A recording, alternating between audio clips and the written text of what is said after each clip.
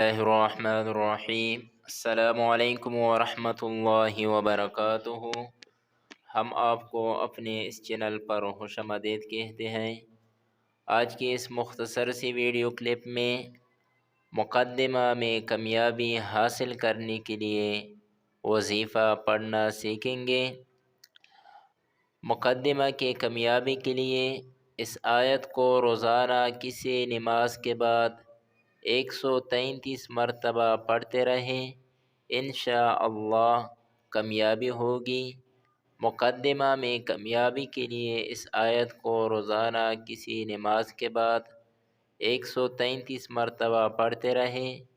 اگر آپ حق پر ہوگے تو انشاءاللہ ضرور کامیاب ہو جائے گا۔